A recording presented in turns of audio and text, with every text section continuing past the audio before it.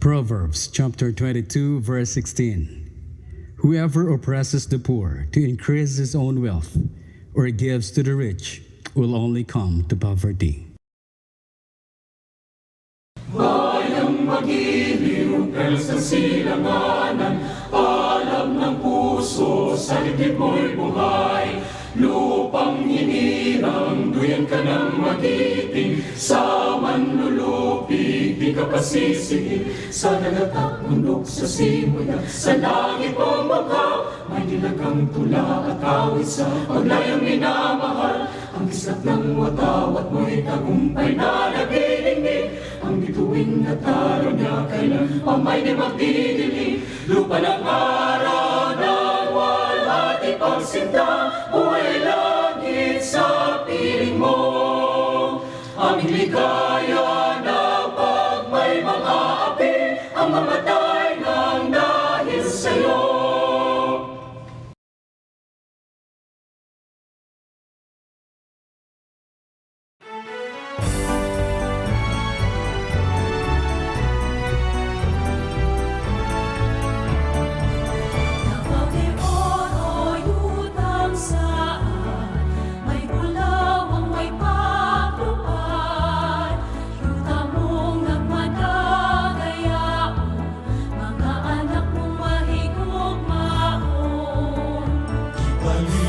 Sa bayanihan, iumol sa panaghiusa, sa tinuhang may mabiyaan, sa pagkinabangan may kalambuan.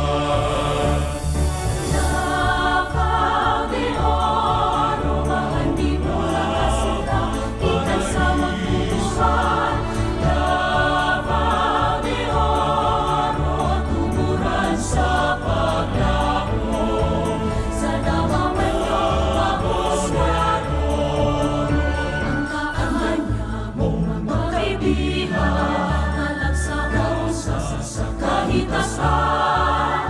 kabukiran sa lumaki sa limahan, bunga sa kadagayan. Di oro yutang saan, may bulawang may patnuban, yuta mong nagmadagayaon, mga anak mong mahigugmao.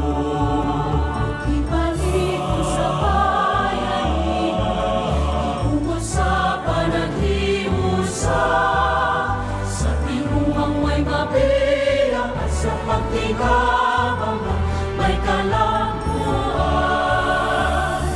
Davao de Oro, kanibang madalikan, aron ang lahanan. Davao de Oro, magunawan sa paraiso, sa nakita sa Davao de Oro, ang kaanyang mong pag-ibigan. Kabukiran sa lumaki sa limahan, bunga sa kadagayan. Davao de Oro, kanibang madalikan, aron ang lahanan. Davao de Oro, magunawan sa paraiso, sa nakita sa Davao de Oro, Davao de Oro, Davao de Oro, tagatuyutan, muling lulawan.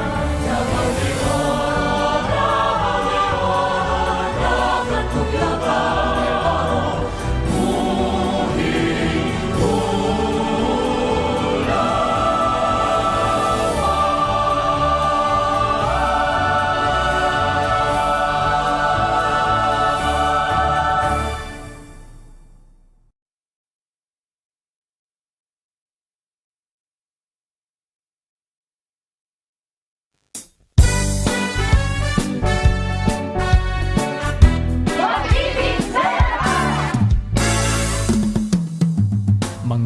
kabataan, pag-asa ng bayan, mag-aral ng mabuti pagkat ito'y kailangan. Kinabukasan ay nasa iyong mga kamay. Tama ng isipan. Kaalaman ay palaguin dito sa TV Eskwela. Sa pag-aaral sama-sama, inamin natin ang kakayahan, matuto tumulawa dito sa TV Eskwela.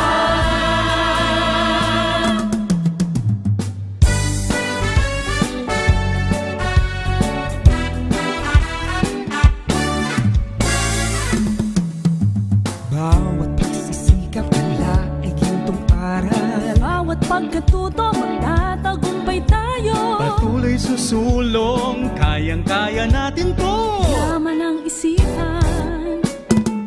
Kaalaman ay palaguin dito sa TV Eskwela. Sa pag-aaral sama-sama, inamin natin ang kakayahan, matuto umunawa dito sa TV Eskwela.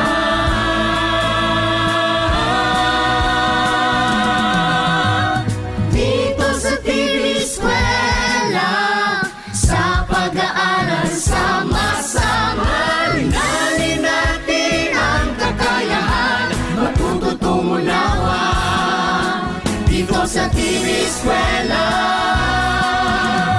Dito sa TV Eskwela, sa pag-aaral sama-sama.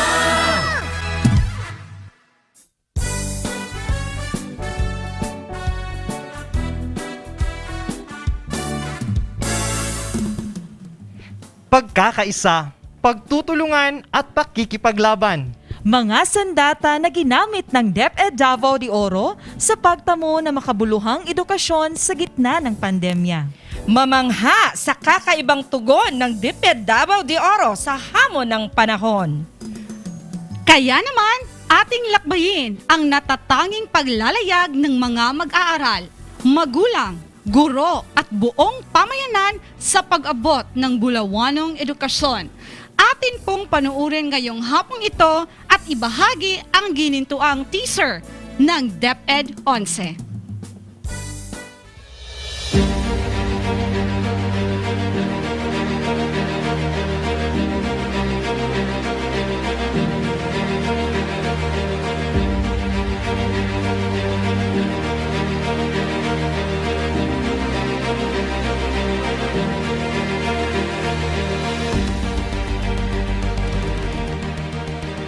Ang kabataan, dasig, abtik, paglaom sa nasod.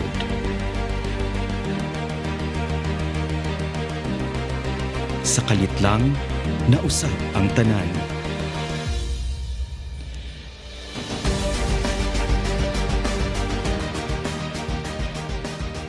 Taliwala ni ini, may kalampusan, may kahiusahan, ang kahadlok ug kalisod na himong bulawanong kusog, bulawanong kahigayunan. Sa DepEd Davao de Oro, atong ipasigarbo ang bulawanong kamaayo, pagtinabangay pakigbiso, pagpasundayag sa talento, usa kini sa mga bulawanong bahandi diri sa DepEd 11.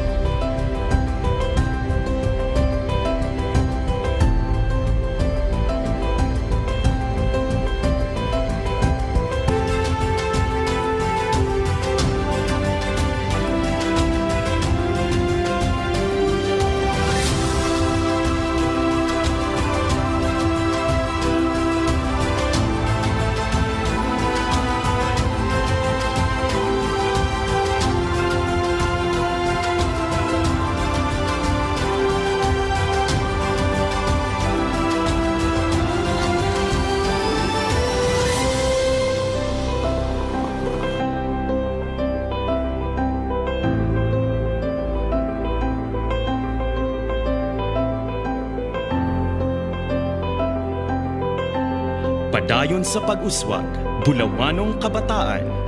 Atong ipasigarbo ang mga bulawan sa Davao de Oro. Diri sa DepEd 11.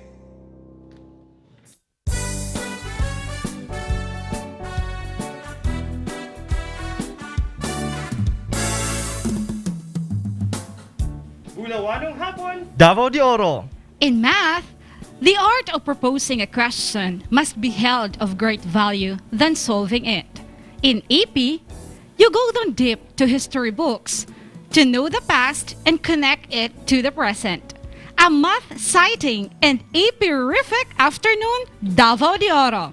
I am Excel Visacion Balinas from Compostela National High School at your service. And this is Ma'am Clarissa Tehiralde from Manat National High School. And I am Rameline M. Vigonte from Corazon C. Aquino Elementary School. And I am Raul M. Balidio from Compostela National High School. O kami na po inyong makauban karong hapuna diri sa TV Eskwela sa Pag-aaral, Sama-sama! Ayan, maayong hapon mga ma'am. Yes, maayong maayong hapon, hapon sa tanan. Ako rin dyan nag-inusara diri ba, no? Pero happy kayo ko. Kaya Ano man? nagtulog na putang upa. Yes, of course! Welcome back! Yes, and we are called as Team Lee. Yes. What's the meaning of Lee? Huwag nyo nang alamin. The mother of our team. Yes, definitely. And we are Lee. live now in our YouTube channel, which is DDO TV Eskwela.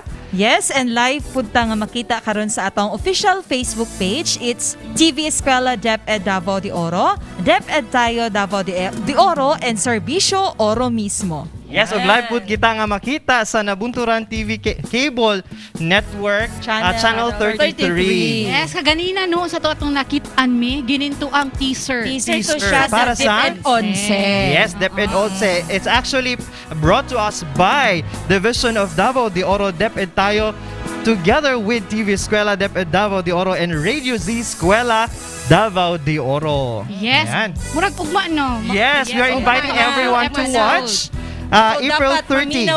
Yes, April 30, 2021 at exactly 3 p.m. in the afternoon. Okay, suportahan jud nato ang atong Davao de Oro nga programa. Yes. DepEd 11. Yes. Rehiyon 11. Yes, and it's our way of showing or showcasing what Davao de Oro is doing amidst pandemic to continue education. And aside from that one, Sir Raul, ragkuan pud no garbo pud nato ba nga taga Davao de Oro kay nga naman kita ang host. Yes, sa definitely. DepEd 11. And then mo, teaser pa lang, pak na pak. Yes, pasabog na pasabog. So we are inviting everyone, our learners of Davao de Oro as well as our parents and teachers. Join us tomorrow, April 30, 2021 at exactly 3 o'clock in the afternoon. Let's watch DepEd 11. Excited na ko. Excited pud kayo. Sama sa ka-excited nato karong hapuna mi no sa atong mga lessons. Kay kabalo ko excited pud kayo ang atong mga learners karon. Yes. So karong hapuna na atay tulo ka subjects. We have Math 8, Math 9, and Araling Panipunan 10. Yes. So let's invite all our learners for grade 8, grade 9, and grade 10. Ayan, prepare your modules, your ballpen, and your paper. Again, we will remind everyone, ayaw sulat-sulati inyong module kay ibalik pa nato na. Right? Ayan. And of course, ang atong attendance nga link. Yes! Ayaw kalimti. Dapat ikalimta na i-fill out ang ato ang online attendance form nga makitaan sa ato ang crawler karon. Yes, and also makita po na sa atong bio, right? Correct. Ayan, sa caption sa ato ang video karong hapon na makita nato na. O ayaw kabalaka kung wala niyo nakita nga ato mga previous nga episodes, pwede niyo na balik-balikon sa ato ang YouTube channel. That's DDO TV Eskwela. Yes. Kung kagahapon ang ato ang nahisgutan no kay mga about Filipino lessons. Yes. Mga mitolohiya, mga dula. Naminaw gyud ka nagtan-aw jud ka. Ganun ka lang mga dula. Dulahan di ako dula. Ka-remember ganun ka ka na. kung kitang tolo misabot dula. Oo. Hindi doon ako makalimtan. Yes, hindi Yes. ko malimtan. Best actress si Mami ato. Yes, of course. So mga dula kagahapon karon I believe mga numbers na po Yes. to ang Yes. paningkamutan gyud no. Paningkamutan lang yun nato, ha? Paningkamutan jud nako. Dala pa ng tiil. Yes, murag tanaw yata karon no nga to ang wizardry sa math, no? Ma'am Sheila, Mayora. Wow! Yes! Mayora! Shout out kay Good Mayora. afternoon, Mayora. Yes. Pasintabi na po. Mayora, anong gibutan ko ni mo sa math?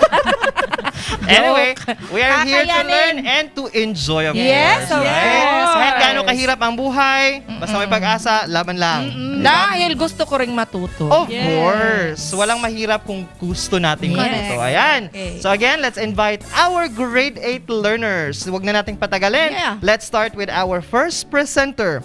Talking or presenting about determining the relationship between the hypothesis and the conclusion of an if-then statement. Davao de Oro, let us welcome Ma'am Christine Joy D. Likit from Monte Vista National High School. Let's watch this.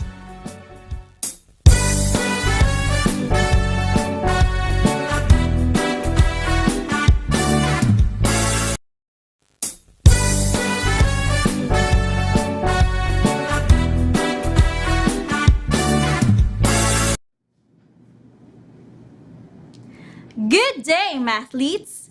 Welcome to another day of magnificent, math-exciting, and magical experience in learning mathematics here on TV Eskwela with Miss Christine Joy Duran Likit of Monte Vista National High School, Monte Vista District. Are you ready? Be sure that you are holding your Module 9 for the second quarter, as well as your pen and paper for taking down notes. So listen attentively to follow my discussion. For today, we will be learning less mathematical solutions and more on sentence construction.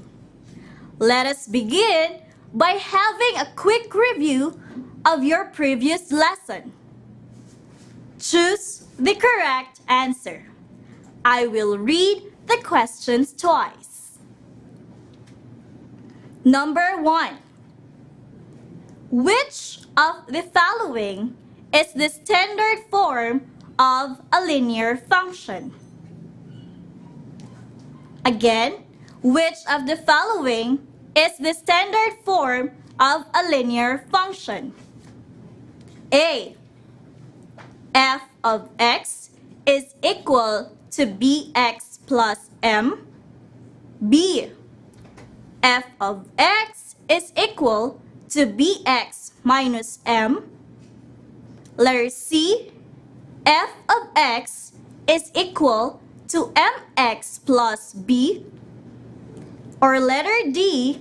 F of x is equal to mx minus b. The correct answer is letter C. Great! Number 2. James likes to read a magazine. He reads 50 pages in 2 hours. At the same rate, how many hours will it take him to read the remaining 150 pages? Again, James likes to read a magazine. He reads 50 pages in 2 hours.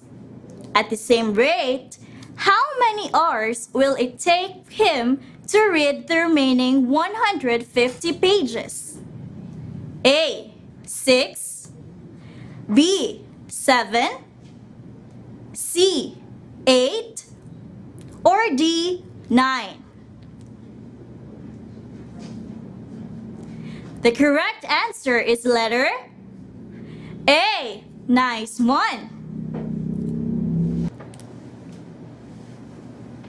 Number 3. A family buys a case of water with 48 bottles and consumes 5 bottles per day. Which equation shows the number of bottles left after X days? Again, a family buys a case of water with 48 bottles and consumes 5 bottles per day. Which equation shows the number of bottles left after X days? Letter A. F of X is equal to 5X minus 48. Letter B. F of X is equal to 5X plus 48. Letter C. F of X is equal to 48 plus 5X. Or letter D. F of X is equal to 48 minus 5X.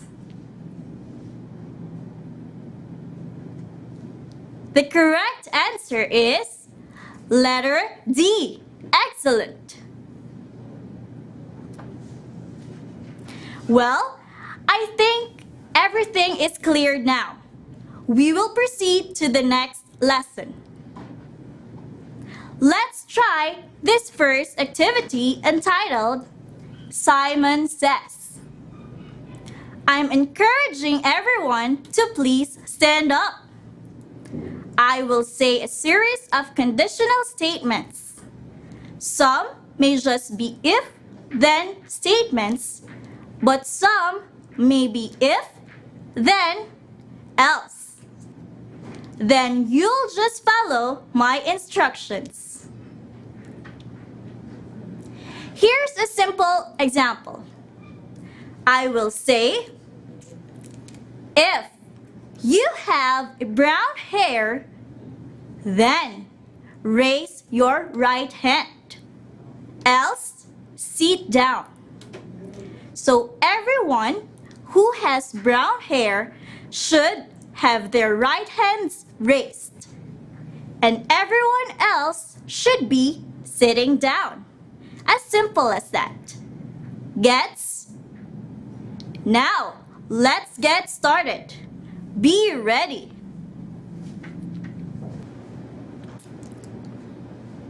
Number 1.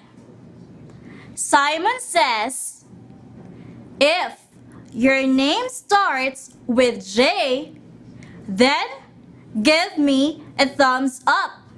Again, if your name starts with J, then give me a thumbs up. Are you Joy like me? John, Joshua, Jen, James, and so on? Then you did great. Next. Number 2.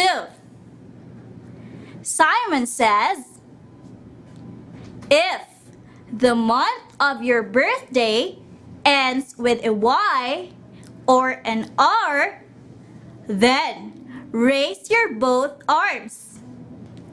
Again, Simon says, if the month of your birthday ends with a Y or an R, then raise your both arms.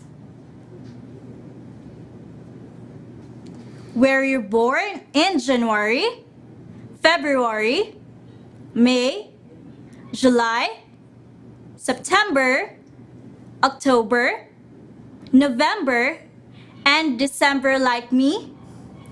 Good job! Next. Number 3. Simon says, if your favorite ice cream flavor is chocolate, then stick out your tongue. Else, make rabbit ears behind your head. Simon says, if your favorite ice cream flavor is chocolate, then stick out your tongue. Else, make rabbit ears behind your head. Well, I like cookies and cream. Nice one, students. Last one. Number 4. Simon says, if you are wearing a t-shirt, then make your hands wave. Else, snap your fingers. Simon says, if you are wearing a t-shirt, then make your hands wave. Else, snap your fingers. Okay, you all did great. You can go back to your comfortable seats right now. Simon is now signing off. Well, the activity we did is related to our new topic, determining the relationship between the hypothesis and the conclusion of an if-then statement. For today's lesson, let us be guided by our objectives. At the end of the lesson, learners are expected to: number 1, identify the hypothesis and the conclusion of an if-then statement. Number 2, evaluate the hypothesis and the conclusion of an if-then statement. And number 3, determine the importance of evaluating correctly the truth value of a given conditional statement. Now, how to determine the relationship between the hypothesis and conclusion of an if-then statement? Can you still remember this topic from your English lesson? I hope you do. A conditional statement or if-then statement is composed of 2 clauses: the if clause and the then clause. We can denote a letter for each clause: P for the if clause and Q for the then clause. The statement is in the form of if P, then Q. Conditional statements are formed by joining 2 statements, P and Q, using the words if and then. From the word condition, it is like an action or something that occurs if something specific happens. What do you think will be our hypothesis and conclusion? Is it the P or if clause or Q or then clause? Why do you say so? The P statement is called the hypothesis, the part of a conditional statement that follows if. It is the given information or premise. The Q statement is the conclusion, the part of an if-then statement that follows then. It is also the result of the given information. Let us try these illustrative examples to guide us in understanding the lesson and at the same time an activity. Find my match. Match each input to its corresponding output. See and understand the given clauses. We will just take 2 items. The rest is your task, and that's on page 6 in your module. Number 1. I studied for my math test. The output is I got a good grade. Very good. So, using the if-then statement, the input is the hypothesis of the statement and the output is the conclusion of the statement. Therefore, how to construct this one into an if-then statement form. Any idea? Okay. If I studied for my math test, then I will get a good grade. As easy as that. Another one. It is raining. The output must be, we need to use our umbrella. Very good. Next, create an if-then statement out of it. If it is raining, then we need to use our umbrella. Great! I can see that you are doing well. Now, take note. A conditional statement has a truth value of either true or false. For us to know the truth value of the statement, we are going to use the truth table as you can see on the screen. To show that a conditional statement is false, you need to find only one counterexample where the hypothesis is true and the conclusion is false. Let's try this one. If 148 is divisible by 8, then 148 is also divisible by 6. Our hypothesis is, from our if clause, 148 is divisible by 8, which is true. And our conclusion is from our then clause. 148 is also divisible by 6. Is the conclusion true or false? Is 148 divisible by 6? No. So the conclusion is false. Therefore, the truth value of the conditional statement is false. Last example. If a polygon has 8 sides, then it is an octagon. Our hypothesis is a polygon has 8 sides, which is true. And our conclusion is it is an octagon, which is also true.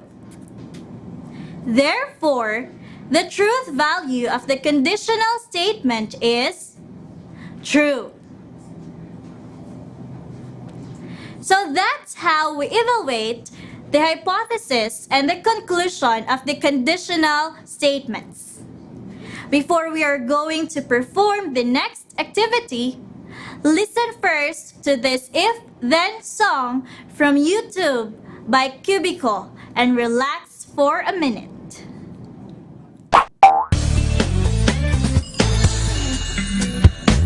Yes or no? Yes or no? Decision, decision. Time to make a decision. If yes, then do this. Do this. Or else do that. Do that. Do that. If yes, then do this. Do this. Or else do that. Do that. Do that. If it's sunny, then put on your hat. Else take an umbrella with you. Do that. Do that. If it's a green light, then cross the road safely. Else stop and wait for the green light. Green light. Yes or no? Yes or no? Decision, decision. Time to make a decision. If yes, then do this. Do this.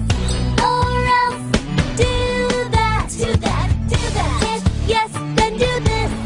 Do this. Or else do that. Do that. Do that. If you're hungry, then have some snack.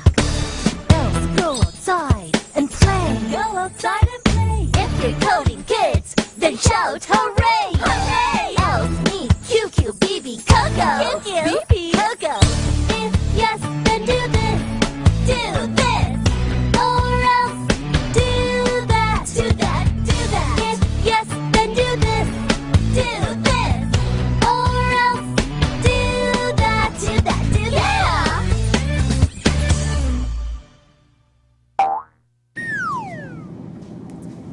This time, let us try to assess what you have learned from our lesson for today. True or false? Clap once if the statement is true, and clap twice if the statement is false. Are you ready? Let's get started. Number 1. The hypothesis and conclusion are the two parts of a conditional statement. True or false? Again, the hypothesis and conclusion are two parts of a conditional statement. True or false? True. Clapping once is correct. Next number.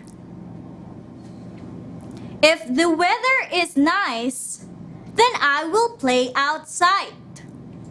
The underlined portion is the conclusion of the statement. True or false? Again, if the weather is nice, then I will play outside. The underlined portion is the conclusion of the statement. True or false? False. If you clap twice, then you are right. Number 3. If two angles have the same measure, then they are congruent. What is the truth value of the conditional statement? Again, if two angles have the same measure, then they are congruent. What is the truth value of the conditional statement? It is congruent, so it is true. Nice job for clapping once. Last one. True is the truth value of the statement when the hypothesis is false and conclusion is false. Is it true or false? Again, true is the truth value of the statement when the hypothesis is false and the conclusion is false. Is it true or false? Great! Clapping once is correct. Though both hypothesis and conclusion is false, the truth value must be true according to the rule. Well, perfectly done. Is everything clear now? Nice to hear. So that's how we evaluate and determine the hypothesis and conclusion of a conditional statement. As for now, we will end up our discussion here. I hope that you learned a lot. Kindly answer the task given to you by your subject teachers. That would be all for today. Goodbye and have a nice day, mathletes. Make TV Eskwela a weekday educational habit to help you in understanding the module content. Remember this, class, as what Martin Luther King Jr. said, if you can't fly, then run. If you can't run, then walk. If you can't walk, then crawl. But whatever you do, you have to keep moving forward. Just keep on learning. Again, this is Miss Christine Joy Duran Likit from Monte Vista National High School, Monte Vista District, your math teacher for today. Well, see you into our next episode of Magnificent, Math-Sighting, and Magical Experience in Learning Mathematics. Dahil dito sa TV Eskwela, sa pag-aaral, sama-sama. Bye-bye!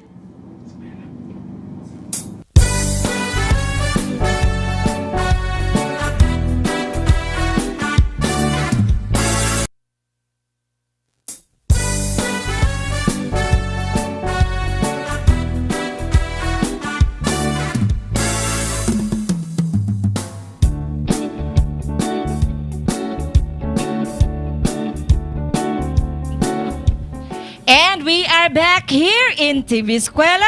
Sa pag-aaral, sama-sama. And that was Ma'am Christine Joy D. Likit from Monte Vista National High School with her topic, determining the relationship between the hypothesis and the conclusion of an if-then statement. Yes, congratulations to Ma'am Likit and to the people behind the success of her presentation. Yes, and we should not forget that we are still live at Nabunturan Cable TV Network, Channel 33. And we're with also our live in FB our pages. YouTube channel, DDO TV Eskwela. And yes, don't forget to like and subscribe. If you haven't catched our previous episodes, you can go back and watch it again in our YouTube channel. And again, we are live in our YouTube channel. Yes, correct. Our official FB page, we have TV Eskwela, DepEd, Davao de Oro. If you have questions or clarifications in regards to our episode today, please do not hesitate to comment down below on our comment box so that we will be able to entertain all your queries and questions this afternoon. Yes, or if not, then you can also call or text your teacher advisor or your subject teachers for Yes. clarifications. Yes, and also don't forget our attendance link. It's ano nga yung link ng attendance natin? You can watch it under the Yes, ating crawler screen. po. And also na makikita natin yan sa bio. Yes. Yes. You can click that one and don't forget to sign up for that. Sign up? Really? Fill out. Okay, fill out. Yes. Ayan, so how is the no? Basta math. Wow. Yes. Speechless. Ay, agree sa siguro natong, I'm sure, nga nagtanaw gid karon no, ang atong math wizardry. Mayora, Ma'am Mayora. Sheila. Hello, Ma'am Sheila. So may pagdapig-dapig. Yes, We and are to the rest trying of the our anchors best. no nga, saba man jud kay ato ang Giselle. Hello. Kung baga siya ang inahan sa Yes. matematika diri sa Yeah. division sa Kinauna Davao gid de Oro. niya ang mga numbers. Oh, kinaon pamahaw paniudto panihapon Oh, merienda correct. o midnight snack. Okay, atong i-depend ang Yes. topic kaganina ni Ma'am, no? So, Oo. first and foremost, what is the difference between hypothesis and conclusion? Yes, go Raul. Murag kuan siya Yes, no Raul. kanang we can hear the word hypothesis and conclusion often. Yes. 'Di ba? Especially sa science, especially sa yes. research paper, Yes, 'di ba? yes. Pag muana tag hypothesis manggod, according to Google, Google. Thank you Google. Yeah, the hypothesis is the first or if part of the conditional statement. The conclusion is the second or then part of the conditional statement. The conclusion is the result of a hypothesis. But we also have to emphasize, not all hypotheses can be accepted. Yes. Diba? Yes. Depending on how it is being tested and And it will accepted. depend also on the evidences that you gather. Yes. So, dapat i-validate sa siya o Yes. i-prove that it is correct. Yes. Actually, ang atong topic karon Mino, kay dili lang gyud sa as in math ba? Yeah. Mura siya combination sa science and English. English. Correct, English. How to write conclusion and hypothesis. Yes, sa English would actually friend. Ako sa- tayo ginatawag nga conditional statement Yeah. ni. Yes. And pwede din siya sa ESP, no? Kay kanang usahay ka na mag-conclude tag kuan nga walay mga basihan. Yes, Ah, correct. Di ko kita madiretso Oo, ayun. If it will rain this afternoon, then, di ba? I That will is bring actually umbrella. an example of a conditional statement, Yes. Sir Raul. Sa English, it is actually a combination of Iba rin yung cause and dependent clause and independent clause. For example, in your sentence, if it rains, If it will rain this afternoon, then I cannot play anymore. yes, So or that I will could be, bring umbrella. Yes, so that's an Diba? example of a May conditional tanong si statement. Ma'am Yes, Ram yes, sa Ma'am imo, Ram. ha? Ako, Jun. Kulbaan ko.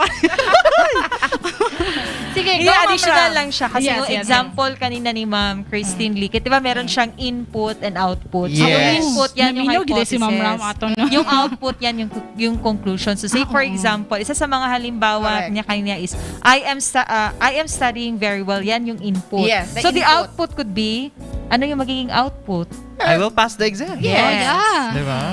Mga cause and effect po siya. Yes. Di ba? Kaya nga, ang conditional statement, this is also, another term for this one is if-then statement. Yes. If is for the If, hypothesis, then. If, then then. then is for conclusion. Yes. I like the idea of mommy ba na katong kuan kanang ma-integrate nato Sa siya ESP, ako po, yan ko ato. I think sa lahat ng subjects, pwede siya. Of course. Like, Yes. if I will act this way, Integration, no? what will Across be the the result? curriculum. Di ba? Oh. So dapat, we should be careful of our actions. Yes, Kasi amen. corresponding nga result. Yes, Even for indeed. example, simple lang nga touching of hand. Di ba, Sir Raul? Na naman siya yung mga lahit. If Yes. I am going to touch the hand of Raul, then uyab na. Hindi siguro. Okay, anyway, let's move on to the questions. Natin mga questions na gipasang at diri sa ato ano para atong tubagon. Or at least i-depend lang po nato ang presentation ni Ma'am kaganina. Ayan, first question. How to determine the hypothesis and conclusion? Okay. Yes. How to determine? According to Ma'am, abi nakog si Ed sa lamang tubag. Ayan, according to well, the hypothesis in a conditional statement is the phrase immediately followed by the word if. And the conclusion is the phrase followed by then. Don't forget, hypothesis starts with if. And the conclusion starts with then. Now, usually, hypothesis is the first part of the statement. There is a given information or a precise, while after part is the conclusion where the result of the given information is evident. Ayan. So, muna siya, how to identify hypothesis and conclusion. Yes. If signals the hypothesis and then says conclusion. Ayan. I hope we made it clear. Di ba? Naminaw dyan tayo, no? Mismo ang Ano po ka another integration dira sa Let's move on to number 2. Yes. Yes, we have here question number 2. What is the easiest way to determine the truth value of a statement? Well, according to our teacher presenter, aside from the truth table shown earlier in the screen, we must always put in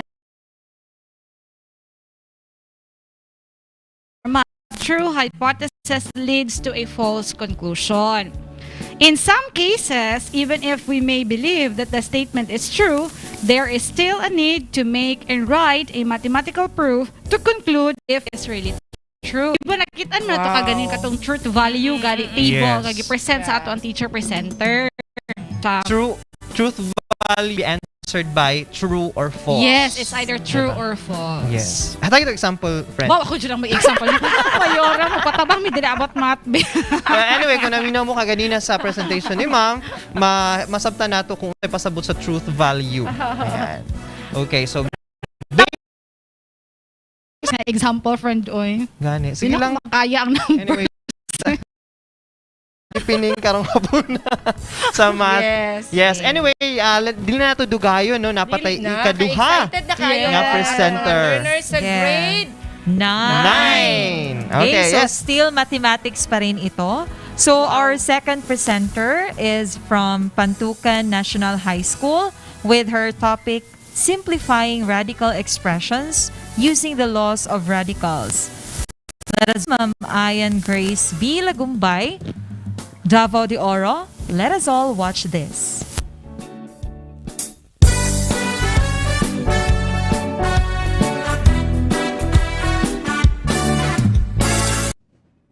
Hello, Mathalinong learners! Gandang araw! Welcome to Eskwela. I am Teacher Ian Grace Badang Lagumbay of Pantukan National High School, Pantukan North District. And I will be with you as you learn another interesting lesson in mathematics for grade 9. For today's episode, you will learn how to simplify radical expressions using the laws of radicals. Previously, you learned about rational exponent and radical expressions. Let us remember that the exponential expression a raised to the m over n can be expressed in radical form as nth root of a raised to the power of m and vice versa. In nth root of a raised to the power of m, n is the index which gives the order of radicals, and a raised to the power of m is the radicand, the number within the radical sign. Also, let us recall what are the laws of radicals. The laws of radicals are the following. The nth root of x raised to the power of m is equal to the quantity nth root of x raised to the power of m. If we have the quantity of fifth root of x raised to the power of 6, then it is also equivalent to fifth root of x raised to the power of 6. The nth root of x times the nth root of y is equal to the nth root of the product of x and y. For example, square root of 3 times square root of y can be also written as square root of 3y. The nth root of x divided by the nth root of y is equal to the nth root of the quotient of x and y. When we have square root of 3 over square root of y, we may also write it as square root of 3 over y. The nth root of x raised to the power of n is equal to x. For instance, cube root of z cubed is equal to z.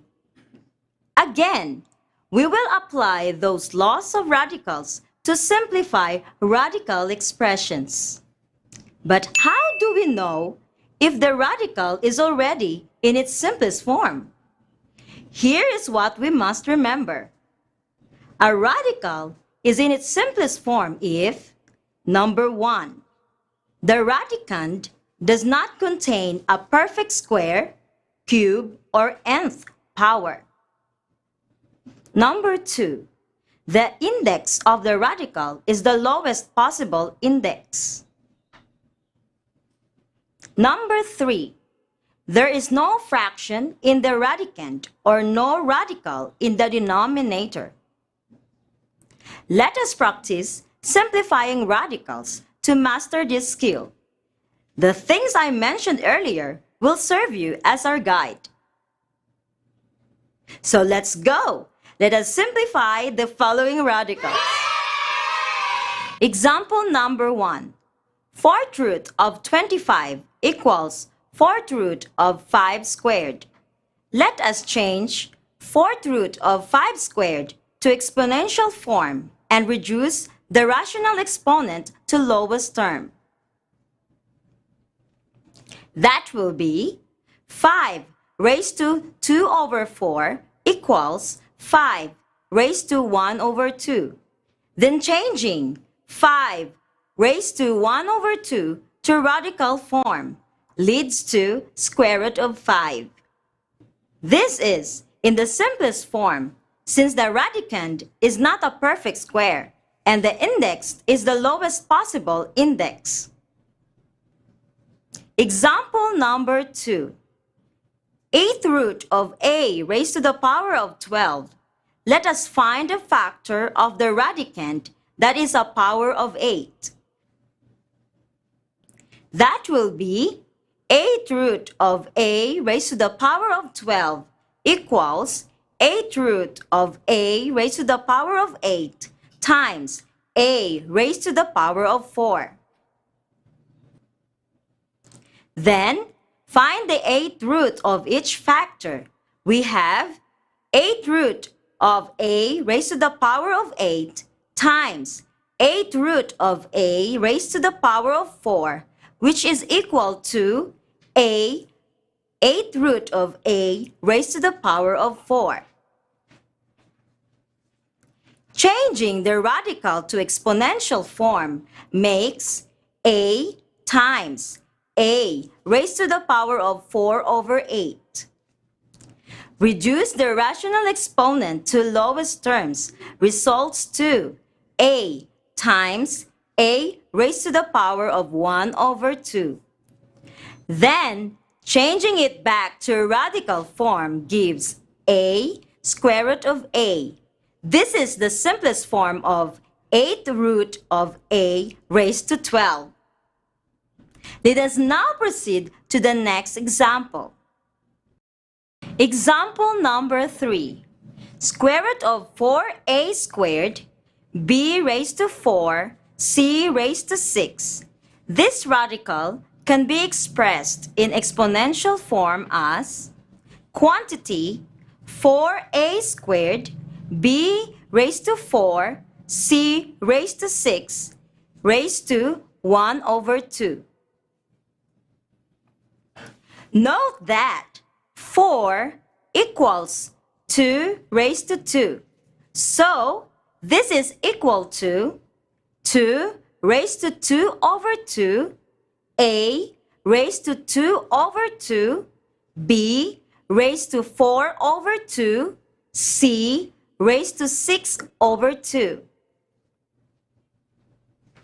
Simplify the rational exponents leads to 2ab squared c cubed. Seems difficult, but it isn't, right? As long as you don't forget the prerequisite knowledge and skills, there's no need to worry. What about this next radical? Example number 4. Cube root of negative 54 x to the 4th, y to the 8th power.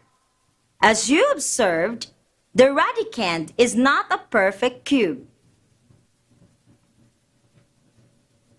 So, we will reduce the radicand by finding a perfect cube factor. A perfect cube factor of negative 54 is negative 27. That is, quantity negative 3 cubed multiplied to 2, x raised to 4 has x cubed times x as factors, and x cubed is a perfect cube, and y raised to 8 has y raised to 6 as perfect cube factor times y squared. Let's factor out the perfect cube. So, cube root of quantity negative 3 cubed x cubed quantity y squared cubed times cube root of 2x y squared. Now, simplify the perfect root. We have negative 3 xy squared cube root of 2x y squared. This is now the simplest form of cube root of negative 54 x raised to the 4th, y raised to the 8th power. As you can see, in the final answer, the radicand has no perfect cube. Example number 5. Square root of 75 over 36. By quotient law of radicals, this can be expressed as square root of 75 all over square root of 36. Since 75 is not a perfect square, we will reduce this by finding a perfect square factor. Can you find a perfect square factor of 75? Yes! 25 is a perfect square factor of 75 multiplied by 3. So, square root of 75 equals square root of 25 times 3, or by multiplication law of radicals, is equal to square root of 25 times square root of 3, and square root of 36 equals 6. Then, square root of 25 times square root of 3 all over 6. Since square root of 25 equals 5, therefore, square root of 75 over 36 equals 5 square root of 3 over 6. Example number 6. Square root of 18x cubed over 49x y squared. We can start by simplifying the radicand. X is a common factor between the numerator and denominator. Since 18 is not a perfect square, we will find a perfect square factor. And 9 is a perfect square factor of 18. If we factor out the perfect square, the expression is now square root of 9x squared times 2 all over square root of 49y squared, which is equal to 3x square root of 2 all over 7y. Since square root of 9x squared equals 3x and square root of 49y squared equals 7y. Example number 7. 1 over square root of 5. How do we simplify this? Simplifying this kind of expression is called the process of rationalizing the denominator. Remember that there must be no radical in the denominator.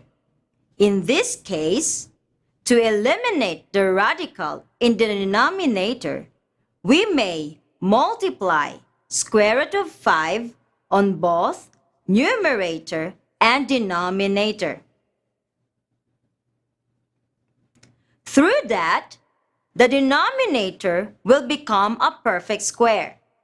Multiplying square root of 5 on both numerator and denominator is equivalent to multiplying the fraction by 1.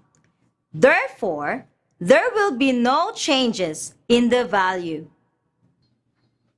So, 1 over square root of 5 multiplied by square root of 5 over square root of 5 becomes square root of 5 over square root of 25.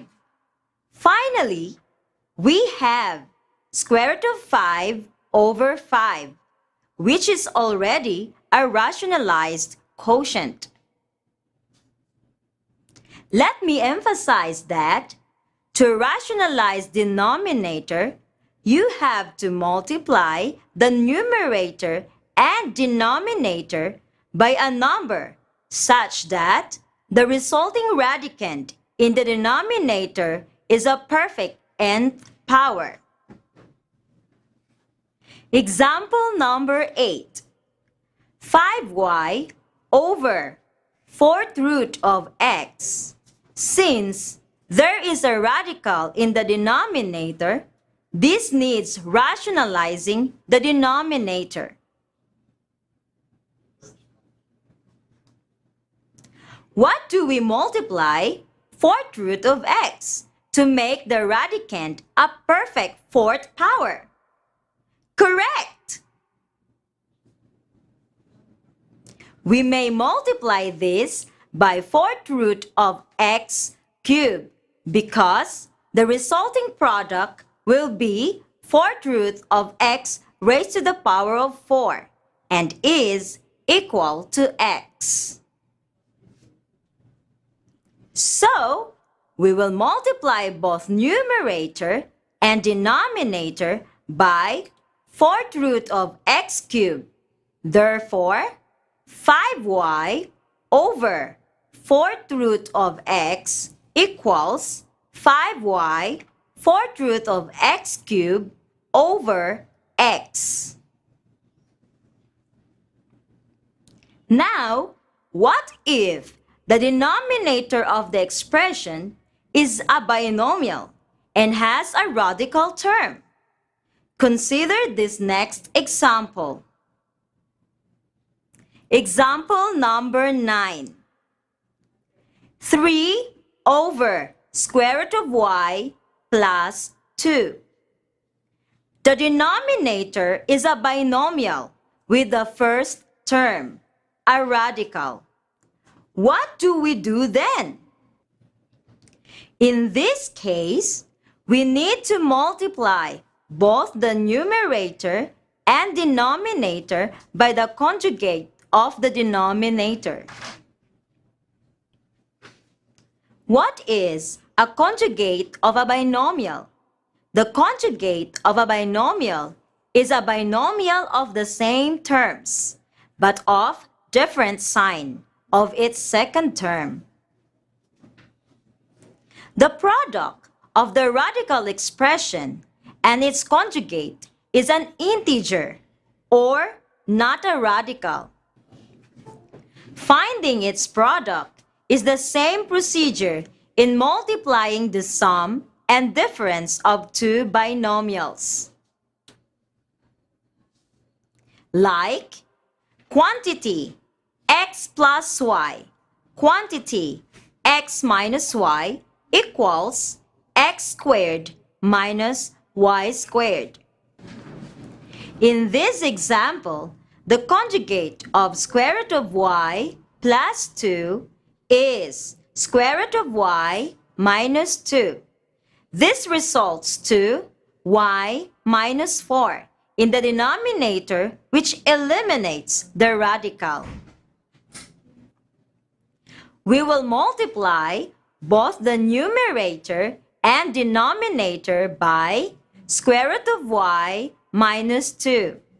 The solution will be 3 over square root of y plus 2 equals 3 over square root of y plus 2 times square root of y minus 2 over square root of y minus 2 equals 3 square root of y minus 6 over y minus 4. Therefore, 3 over square root of y plus 2 equals 3 square root of y minus 6 all over y minus 4. Did you get all our examples? You can find more examples and discussion in your self-learning modules. You may further explore the concept you learned today with the links provided in the e-search section.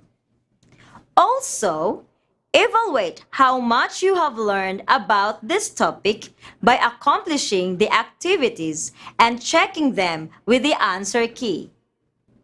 So, it has been a Math Gandang Araw and you've learned about simplifying radicals. Another day proves that nothing can stop learning, not even a pandemic. Again, this is Teacher Ayan Grace Badang Lagumbay o Pantukan National High School, Pantukan North District, saying dito sa TV Eskwela. Sa pag-aaral, sama-sama. Bye-bye!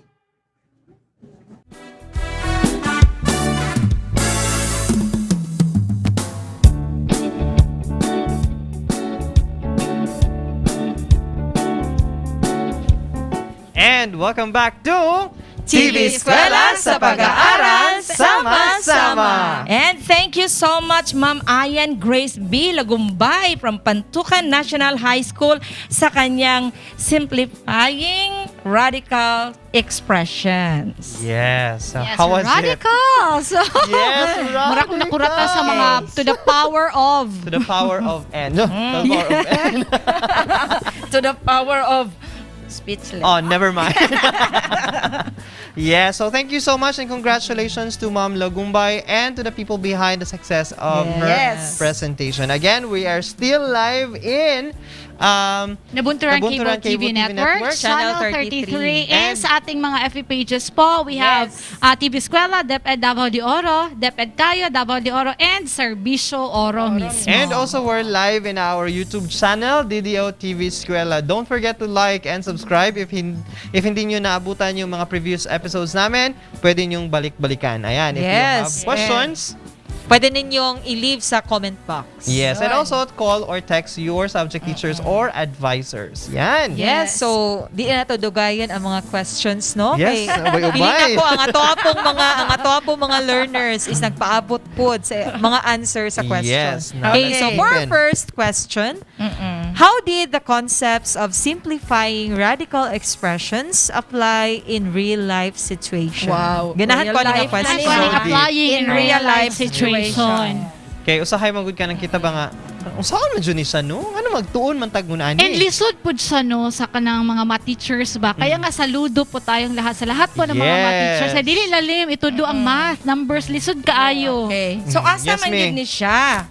So any expression that contains the square root of a number is a radical expression. Both have real-world applications in fields like architecture, carpentry, and masonry. Radical expressions are utilized in financial industries to calculate formulas for depreciation, home inflation, and interest. You see? Yes. So, grabe gid yan. Oo. Pwede na to ma-apply in real life situation ang radicals. Siguro makaingon ang uban no nga ano kinahanglan man to ni tun-an ni radical expression nga ug upalita plus minus lan pero karon nahibal-an nato nga dako jud kay siya tabang especially sa architecture, sa carpentry and masonry. And also interest. Murag ka financial industry. Yes. Apektado kay ko anang interest. Mga vested lang. Yes. Pero again, saludo to sa mga teachers sa math kay they're able to make our learners appreciate. Correct. Diba? The value of learning this kind of subject and concept. Basically. Kay ako, no kana rag yung 4 fundamentals, pero thankful kaayo ko nga ma-refresh na pod ang ako koan sa mathematics because it is very true. Applicable gid siya sa tanang koan sa Yes, dili man ginato malikayan mino nga kani yung math ba murag kalaban is no. Bisag sa gugma applyan jud og math. Bisag sa gugma applyan jud math. I-compute natin kuan ang square root. How much should I give you? Dili man kay ngano sa gugma magud na interest. Ay, Hala. Marag nakulbaan na pud kog balik. Ayan, let's move on. Yes. Okay, so second question. Second question, why do we rationalize the denominator? Why? Yes, me. Unsa man me? Okay, so the answer is practically, if we need to add or subtract fractions with radicals, it's easier to compute if there are whole numbers in the denominator instead of irrational numbers. Also, if we base it on history, having an irrational number as the divisor is practically unheard of. Before computers are used, it is indeed difficult to divide a number by an irrational number. Tinuod. Yes. Lisod jud. Ma'am Ram, no? Bitaw no. So May dapat ganun ay i-simplify computer. ginato ang mga irrational numbers Yes. kay lisod So, man siya. Yes. At least karon na tayong mga application Yes, or say, for correct. example kana sa Excel, Yeah. dali na- Excel. Excel. Microsoft Excel. Excel, di ba if mag-compute ta na may nga nga numbers is makuha ta day na to ang answer. Yes. Pero sa una, Calculators. yes, sa una nga manual pag yun sila, maglisod yun sila. Grabe gyud. So I salute all. Nakatry mo anang apil ang tudlo sa tingin Tanan mag-ana si Raul. So di po dahil square root of 20 po mag-ana-ana pag Pati sa likod, pati sa likod. Di ba no? Mura na dyan Yes, na. yes. Kuan. Anyway, Again. at least karon, I-recap na to noon sa ginang radical. ang radical mo na siya ang Nth root. So, Nth pwede root. siya square root, Okay. cube root, or fourth root. yes. And, Muna siyang symbol nga makita nato nga mura siya yeah, sa square division root ka na, ana. Yes. And then, si tawag na itong number, sulod anang Sa sulod, radical ang sige to symbol. friend, nakalimot ko. Radicand. Radicand. Yes, radicand. Katong sa gawas, for example, cube root, o butang na itong 7. Yes. Ang 3 kay index.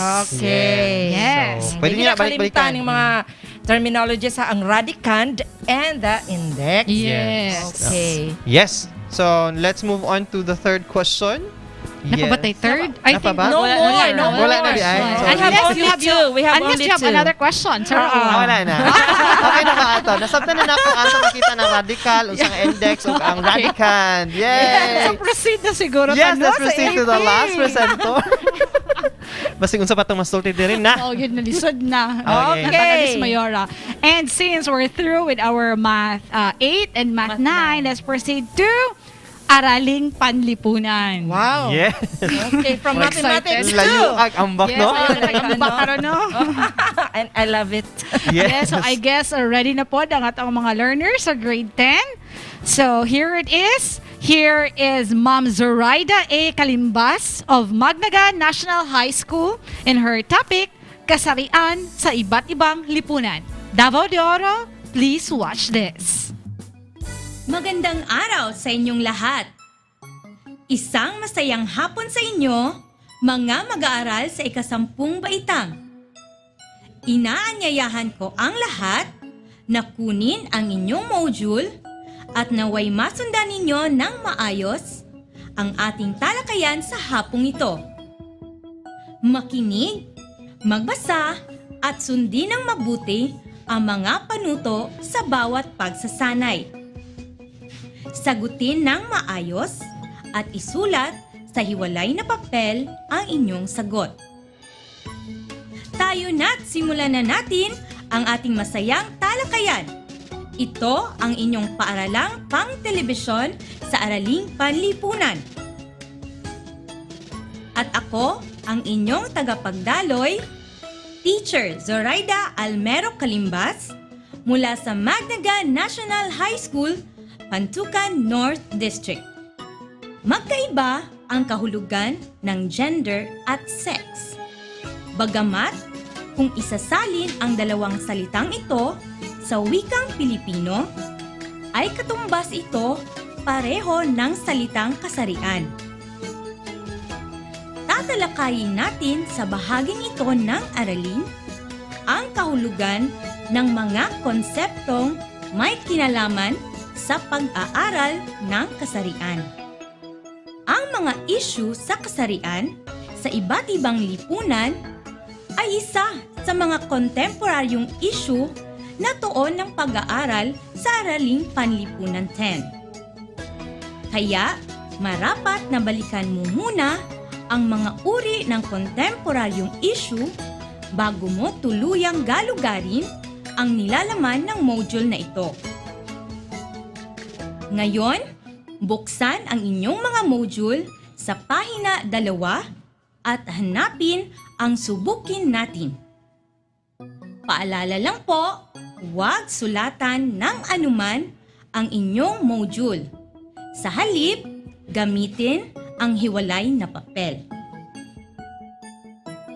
Pagkatapos ninyong sagutan ang gawain ito ng may katapatan, maaari ninyong tingnan ang tamang sagot sa huling pahina ng module. Ramdam ko na handang-handa na kayo sa panibagong aralin. Ang tatalakayin natin sa araw na ito ay tungkol sa kasarian sa iba't ibang lipunan. Sa pagpapatuloy ng ating talakayan, narito ang mga layuning dapat nating matamo. Una, natutukoy ang iba't ibang uri ng kasarian at sex. Pangalawa, natatalakay ang iba't ibang uri ng kasarian at sex. Pangatlo, natutukoy ang mga gender roles sa iba't ibang bahagi ng daigdig. At pang-apat, natatalakay ang iba't ibang gender roles sa daigdig.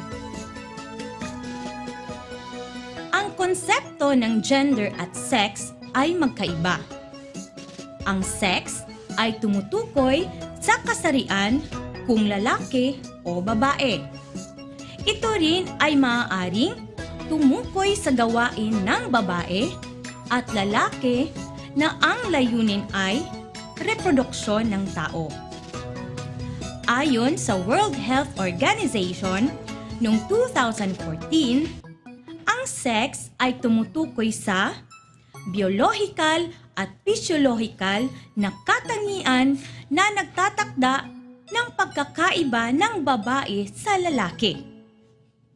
Samantalang, ang gender naman ay tumutukoy sa mga panlipunang gampanin, kilos at gawain na itinatakda ng lipunan para sa mga babae at lalaki. Sa kabilang banda, mayroon din tayong tinatawag na orientasyong sexual. Alam niyo ba kung ano ang pagkakaiba ng sexual orientation at gender identity?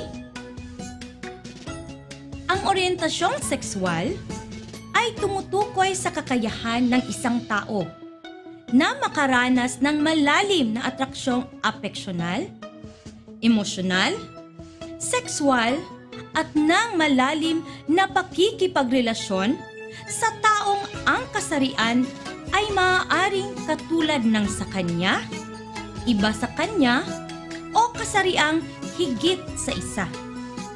Samantalang, ang pagkakakilanlang pangkasarian or gender identity ay kinikilala bilang malalim na damdamin at personal na karanasang pangkasarian ng isang tao na maaaring nakatugma o hindi nakatugma sa sex niya nang siya'y ipanganak. Kabilang ang personal na pagtuturing niya sa sariling katawan at iba pang ekspresyon ng kasarian kasama na ang pananamit, pagsasalita at pagkilos. Ang orientasyong sexual ay maaaring maiuri bilang heterosexual, homosexual at bisexual. Ang heterosexual ay ang mga taong nagkakanasang sexual sa miyembro ng kabilang kasarian. Mga lalaki na ang gustong makatalik ay babae at mga babaeng gusto naman ay lalaki. Homosexual naman ang tawag sa mga nagkakaroon ng sexual na pagnanasa sa mga taong nabibilang sa katulad na kasarian, mga lalaking mas gusto ang lalaki ang makatalik at mga babaeng mas gusto ang babae bilang sexual na kapareha. Bukod sa lalaki at babae, may tinatawag tayo sa kasalukuyan na lesbian, gay, bisexual, at transgender o mas kilala bilang LGBT. Ang lesbian o tomboy ay ang mga babae na ang kilos at damdamin ay panlalaki. Mga babaeng may pusong lalaki at umiibig sa kapwa babae na tinatawag sa ibang bahagi ng Pilipinas na tibo at tomboy. Ang gay o bakla naman ang mga lalaking nakararamdam ng atraksyon sa kanilang kapwa lalaki. May iilang bakla na nagdadamit at kumikilos na parang babae na tinatawag sa ibang bahagi ng Pilipinas na bakla, beki at bayot. Ang mga bisexual ay mga taong nakararamdam ng atraksyon sa dalawang kasarian. Ang asexual naman ay mga taong walang nararamdamang atraksyong sexual sa anumang kasarian. Transgender naman, kung ang isang tao ay nakararamdam na siya ay nabubuhay sa maling katawan, ang kanyang pag-iisip at ang pangangatawan ay hindi magkatugma. Dumako naman tayo sa gender roles sa iba't ibang lipunan sa mundo. May mga datos pang kasaysayan na nagpapakita na ang kababaihan sa Pilipinas noon, maging ito man ay kabilang sa pinakamataas na uri o sa uring timawa, ay pagmamay-ari ng mga lalaki. Sa maraming pagkakataon, makikita rin na mas malaki ang karapatan na tinatamasa ng kalalakihan noon kaysa sa kababaihan. Sa panahon ng Espanyol sa bansa, tinitingnan ang kababaihan na mas mababa kaysa sa kalalakihan, batay na rin sa kanilang kultura.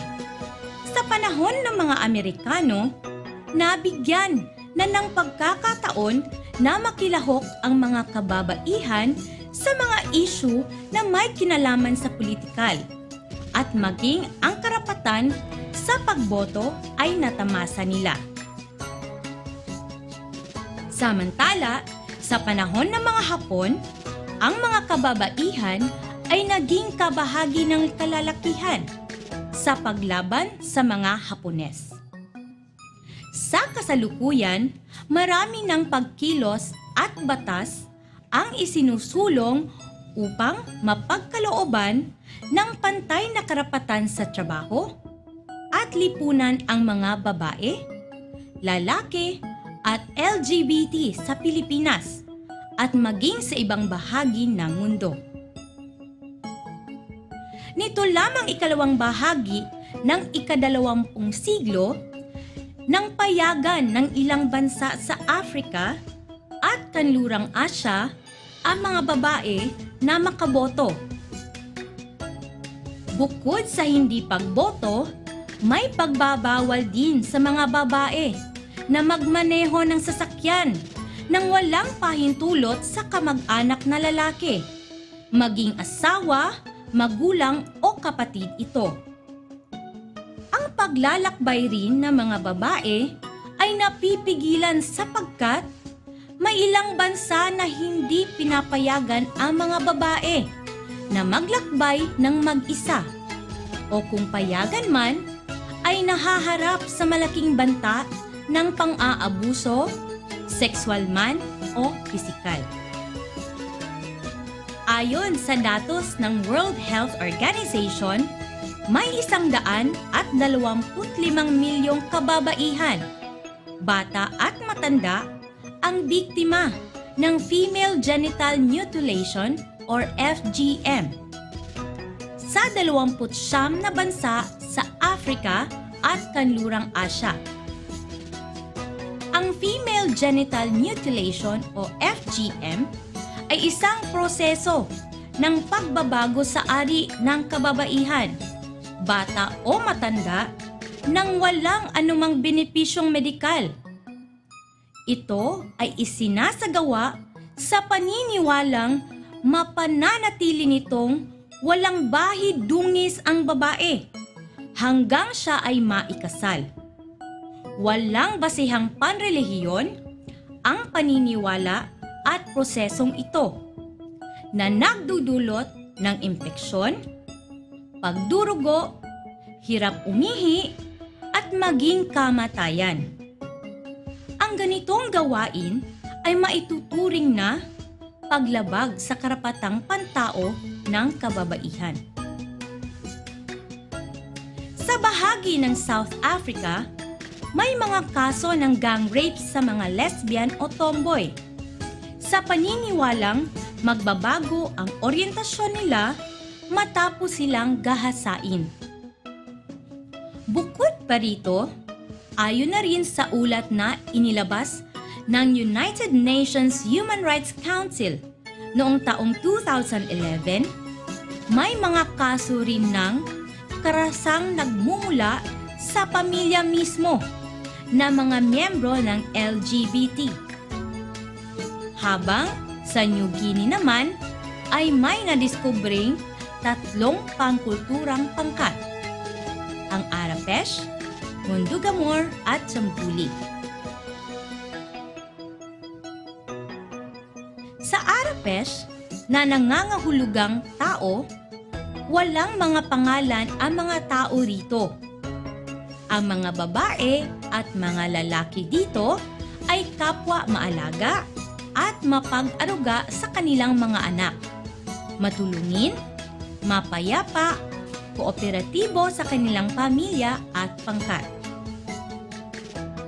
Samantala, sa pangkat ng Mundugamor o kilala rin sa tawag na biwat, ang mga babae at mga lalaki ay kapwa matapang, agresibo, bayolente, at naghahangad ng kapangyarihan o posisyon sa kanilang pangkat.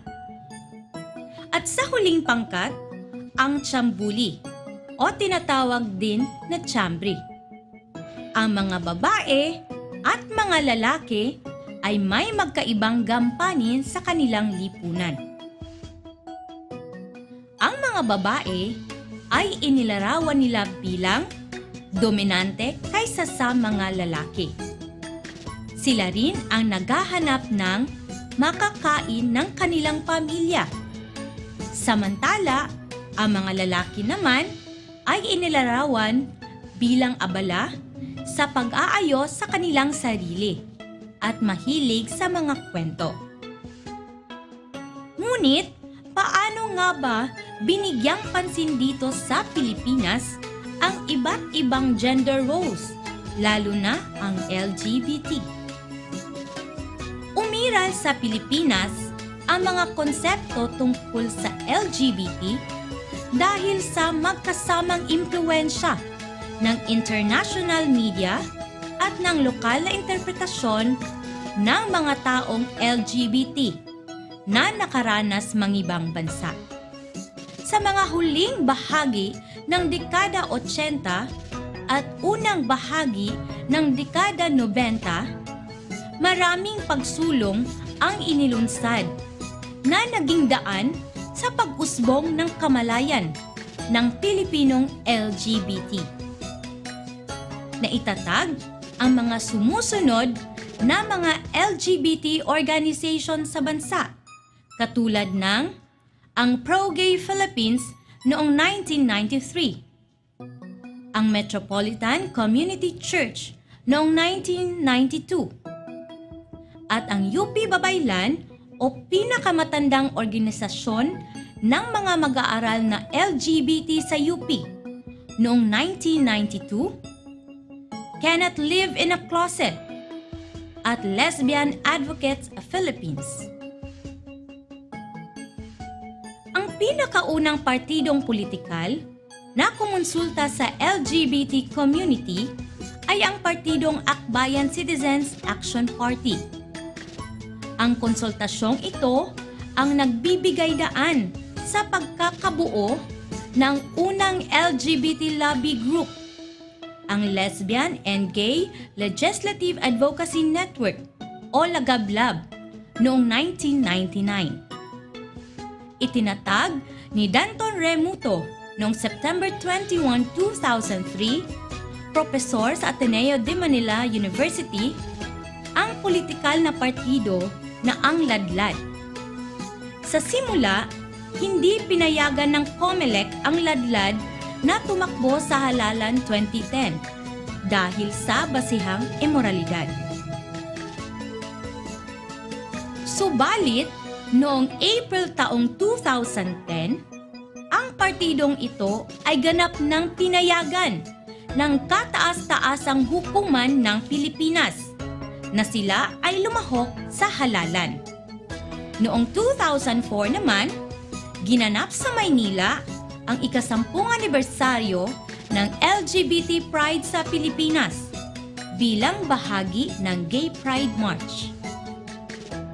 Ang pagdiriwang na ito ay dinaluhan ng mga individual na kinikilala ang sarili bilang bahagi ng pamayanan ng LGBT. Naunawaan ba ninyo mga mag-aaral? Sana'y naunawaan ninyo ang ating paksa sa hapong ito. Matapos nating matuklasan ang tungkol sa kasarian sa iba't ibang lipunan at mga pamamaraan sa paglutas nito, sagutan ng mga tanong na nasa pahina 7 hanggang 8. Isulat sa inyong mga papel ang inyong mga sagot. Paalala, huwag sulatan ang module. Bibigyan ko kayo ng sapat na panahon para gawin ito. Maaari ninyo itong tingnan sa huling pahina ng inyong module ang mga tamang sagot. Tama ba ang lahat ng inyong mga sagot? Mahusay! Kung may tanong kayo o nais linawin, isulat ninyo ang mga ito. Pwede rin ninyong itawag o i-text sa numero ng inyong guro sa Araling Panlipunan. O di kaya ay mag-comment sa ating FB Live sa TV Eskwela, DepEd Davao de Oro. Siguruhing tumutok sa ating paaralang pantelebisyon, ang TV Eskwela. Muli, ito po ang inyong tagapagdaloy, Teacher Zoraida Almero Calimbas mula sa Magnaga National High School, Pantukan North District na nagsasabing dito sa TV Eskwela, sa pag-aaral, sama-sama. Bye-bye!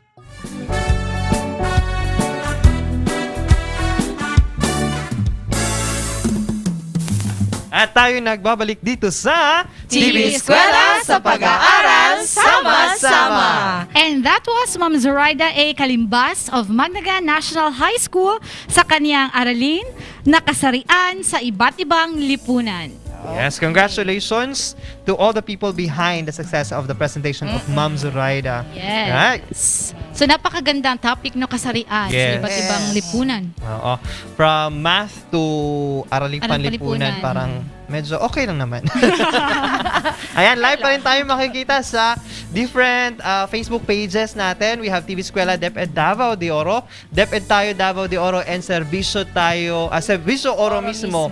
Yes, and of course, Nabunturan Cable TV Network Channel 33. Live na Yes. live pa rin tayo. And also, in our YouTube channel. DDO TV Eskwela. Ayan. Okay, so meron tayong tanong, sir, mula sa ating Facebook page.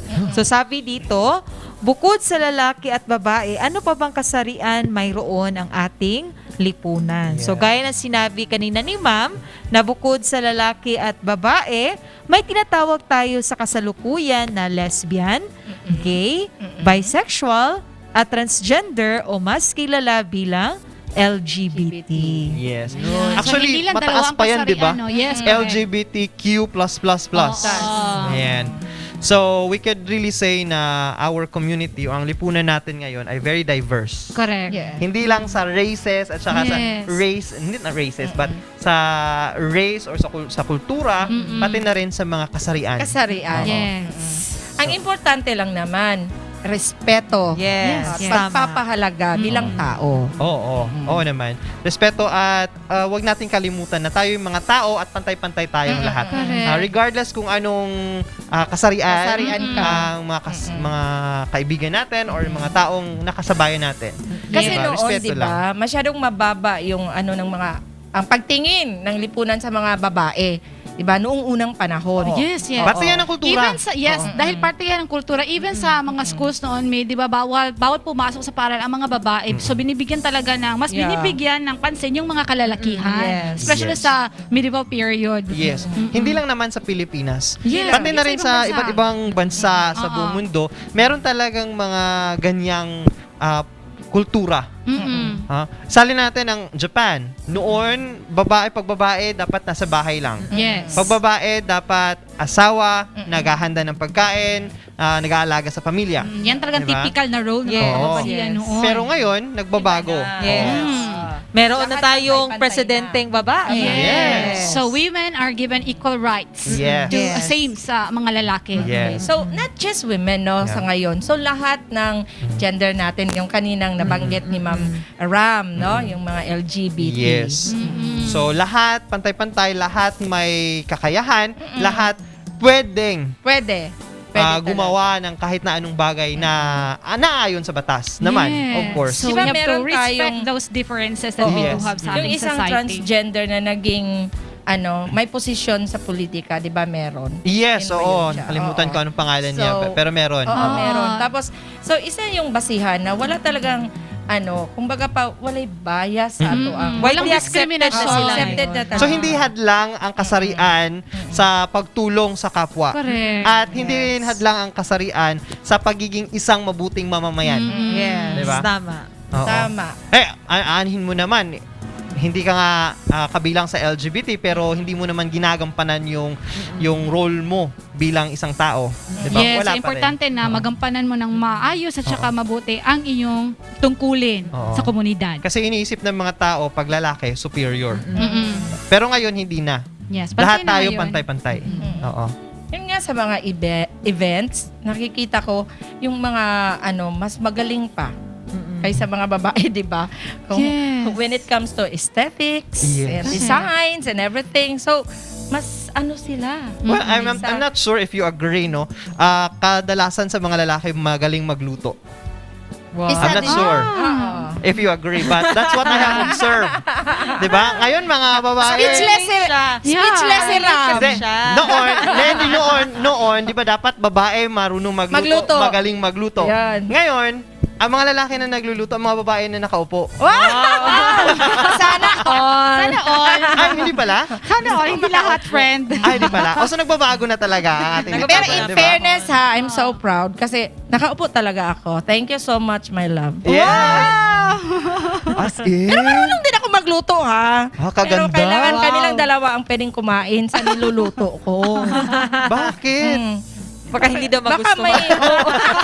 Baka iba daw ang lasa Ayokong may masabi ka. Talaga. Hindi, meron tayong tinatawag na superiority complex, 'di ba? Pero ngayon, dahan-dahang nawawala na kasi we are saying that we are equal individuals. We have equal rights. Pero basically. excuse lang si Raul, ha. Hindi ibig sabihin na kasi yung asawa mo ang nagluluto at ako nakaupo lang. Para bang meron ng sa bahay namin. Hindi di ba? Kumbaga kung sa lalaki pa under desire. Oo, hindi talaga yan kasi sa bahay balanse talaga lahat. At saka ako kahit hindi ako marunong magluto, pero proud pa rin ako na lahat ng mga desisyon sa asawa ko pa rin. Kung sino ang magaling, doon siya. So for example, may siya ang nagluluto, ikaw naman naghuhugas ng pinggan. Yun, ganun. Yes. So balance pa rin. Pag siya natutulog, ikaw naglalaba. Hindi, naglalaba rin siya. Kaming dalawa. Parang, sweet. Okay, wag na nating... Wag na, pagkatapos baka sabihin mo, ako naman ang gilabahan. Wala ko sinasabi ganun. Pero anyway, sa bahay nagsisimula yung idea ng equality. Yeah. Diba? Yun. Ang ibig lang naman nating sabihin kahit babae man o malalaki o mag-asawa sa bahay, hindi issue yung Sino gumagawa, kung sino yung dapat masunod or whatever. Ang importante lang talaga pagmamahal, respeto, at pagkakaintindihan. Yes. Exactly. So there's marami tayong unity natutunan, amidst no? diversity. Yes, definitely. Ano nga yun ulit? Uy, naalala niyo ba yung kauna-unang transgender na sumali sa Miss Miss Universe? Universe. From Di Spain ba? ba yun? Spain? Oh, parang Spain. Oh, Yes, parang Spain. Di ba? Really? Accepted.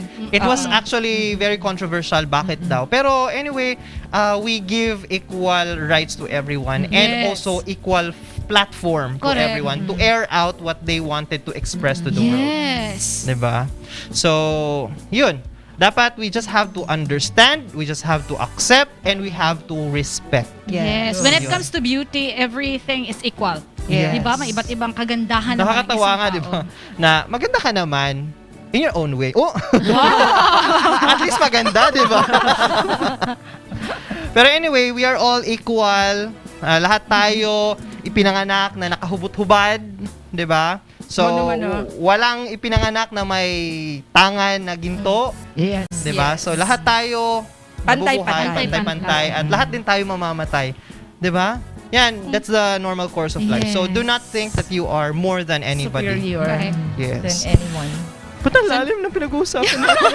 Nagsimula tayo sa number sa Na-speechless radicals. So, kaya hugot ra kaayo. Yes! Yung galing sa numero, hindi tayo nakapagsalita ng If there's maayos. statement to radicals, then sa mga kasarian, sa iba't ibang Ito na lipunan. yung epekto nung sa Epekto sa pagiging radicals. tahimik natin kanina. Basta ipalabas natin yung ating mga ideya at mensahe sa ating mga Oo. manunood. Marami, di ba? Marami. Yes. Okay. So, punong-puno ang hapong ito. Oo, punong-puno ng kaalaman at Numero. Ayan. At numero. So, meron pa ba tayong maidagdag? Or Parang Tingin ko wala na. I guess it's time for us na pasalamatan. yes, pasalamatan natin Lahat yung ng mga mga taong tumulong sa atin at mga taong naging instrumento para maging, you know, Successful itong ating TVBI. Yes. or TV Eskwela. Una na sa lahat, ang ating ina ng Division of Davao de Oro, Yes. Ma'am Eufemia Tigamutin, our Schools Division Superintendent, and also our Assistant Schools Division Superintendent, Sir Romel Handayan. Yes, and also our program director, we have Dexter Sekinia, and Our production manager. Yes. And Assistant Production Manager, Sir Dr. Rinante P. Eran. Eran. Yan. And sa Ang lahat ng ating mga production staff. Yes, mga editors, Yes. ang ating anchors, Mga ang sound ating- technicians, yes, social lahat. media staff. Everyone. Yes. Everyone. Kung wala sila, walang course. TVBI. Correct. At yung kasamahan natin ngayon sa SOS. Yes, pasalamatan natin. Maraming salamat po. Si Sir Sir Jan Jan. si Sir Ba't nagtatagalog ako? Joy, Sino pa si Ayan. Sir? Sir Sir Julie. Johnny, sa Thank lahat you ng so ating much. Maraming salamat. Uy, pasalamatin din pala and of course, natin. ang ating governor. Yes, our provincial local government headed by our Honorable Governor, Honorable J.V. Tyrone Uy, and our Vice Governor, Honorable Maricar Zamora. Ayan. So, may pasasalamatan kayo? Of Okay, go Ma'am course. Excel. Ikaw Ako muna, muna. Ma'am You go Excel. first. Sige, from the deepest part of my heart. Oh. Wow.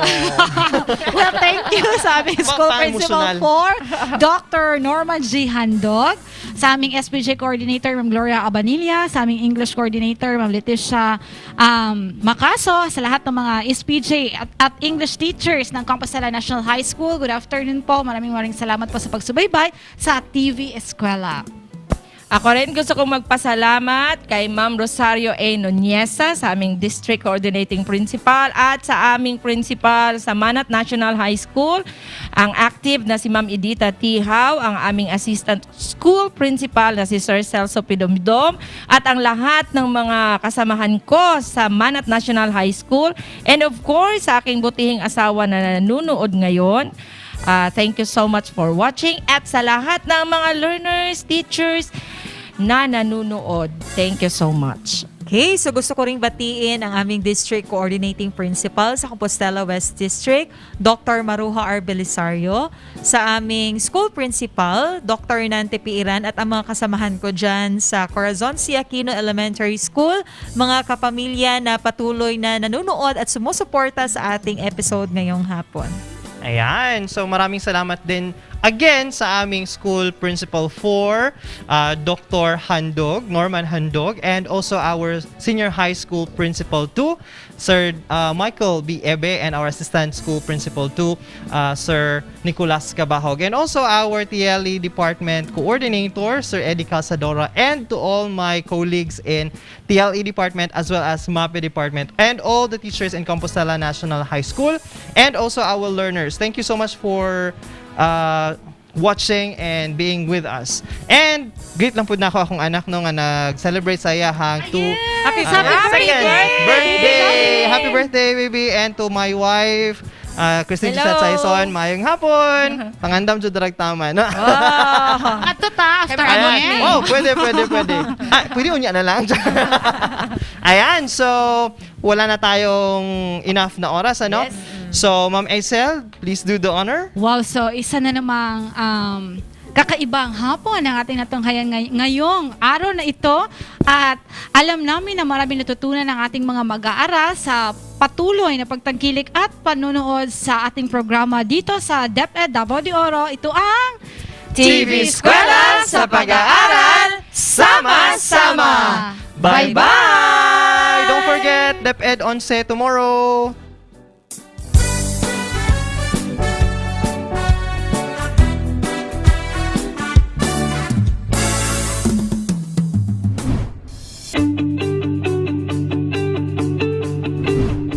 Davao de Oro TV Eskwela would like to thank the following stakeholders.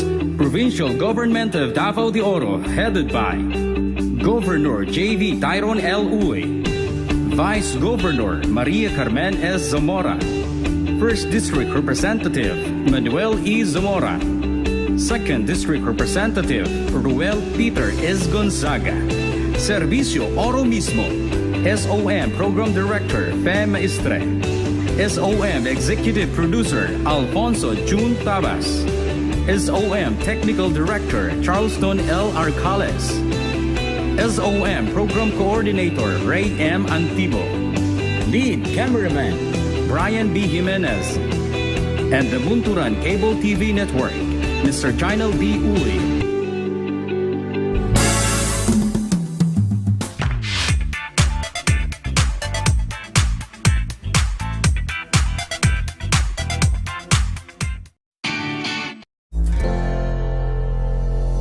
Davao de Oro TV Eskwela would like to thank the Division of Davao de Oro headed by Schools Division Superintendent Eufemia Tigamutin, CESO 5, Assistant Schools Division Superintendent Dr. Romel R. Handayan, CID Chief Karina S. Frasco, SGOD Chief Dr. Ruben J. Reponte, Education Program Supervisors Dr. Hilda A. Upenya, Dr. Eldecris Calzadora, Cecilia C. Morales, Vergelito S. Pobresis, Dr. Dexter A. Siquinia, Dr. Grace D. Pontillas, Nohara O. Pinote, Noemi P. Canales, Dr. Arlene B. Lim, and Juanito M. Lapiceros.